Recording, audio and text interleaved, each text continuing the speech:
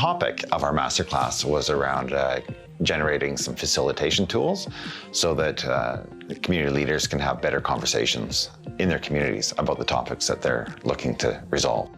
We need tools and techniques to be able to go out and have conversations with people from diverse perspectives so that you get a broader representation of the community voice as you're looking at strategies to be able to improve whatever problem or challenge that you're facing.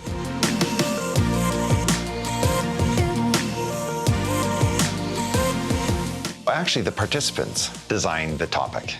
Our approach was really helping them discover and experience some different tools.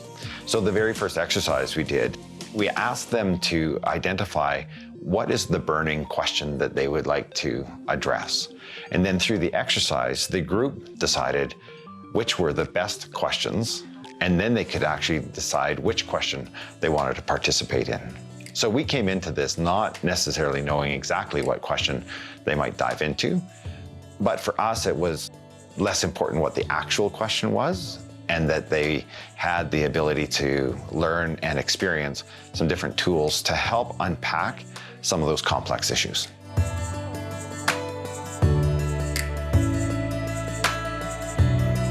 One was about engaging women and girls in sport and activity. Another was about the food being served in public facilities. So coming into it at first glance, it was, well, how do we get the vendors to change what's on the menu? But it's actually much deeper than that. Have we created a culture of arena food? And would the community actually accept healthier options? Or is the arena where you get a chance to sort of indulge? Exactly. There's many different groups and organizations and people that can contribute to a shift, whether it's a behavior change, a community culture change, policy levels.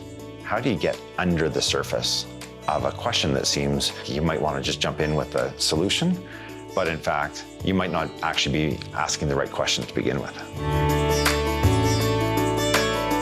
One of the groups, for example, was talking about how to better use public or private gardens to feed the community. And so, you know, it's a big, wicked problem. There's a lot of moving parts. We're talking about individuals that have their own personal gardens. We're talking about community gardens. We're talking about use of public space. It's a deep, complex topic. The only way you can actually address it is by engaging with all kinds of different sectors in the community. So what are the tools and techniques you need to be able to engage with people at a different level? And rather than come in and think about fixing the problem, taking a step back and saying, what do we understand about the problem or the challenge? Do we understand it from a number of different perspectives? Who are some of the people that would be involved in this conversation? And what do they have to say, and how does that shape what the final outcome? I use that loosely because it's as much about the process as it is about the outcome, because there's no one single outcome to wicked challenges. There's multiple outcomes, and it's when the community all comes together and starts working individually at whatever they have available to them that you start to create community change.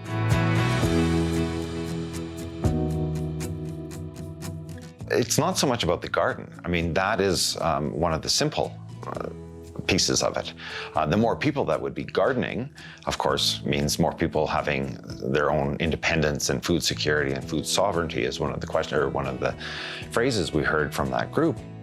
But there's regulations. As soon as you start sharing food, as soon as you start selling food, as soon as you start bringing people together where there's food, there's different regulations. There's the complexity of reaching out to people who have challenges with food security. Do they want to engage in community? So the question wasn't so much how do we get more gardens?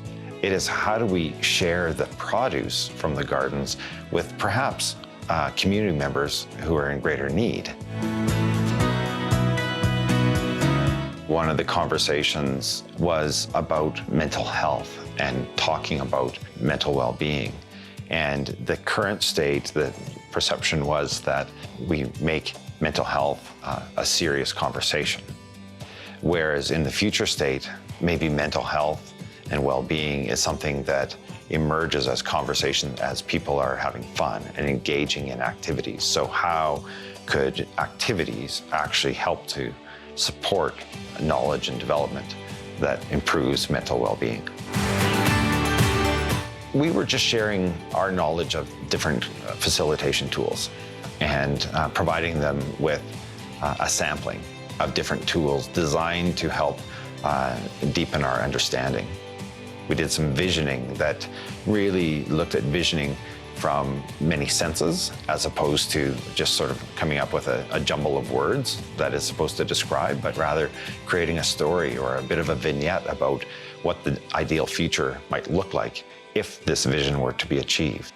It was to engage in conversations around the topics, which were, of course, important to the participants, but to give them the tools and the opportunity to experience those tools so that they could go back to their communities and decide, oh, I think I'd like to try this one with this group of people. It seemed to work. I really enjoyed how I participated in that conversation, or how I showed up in that conversation.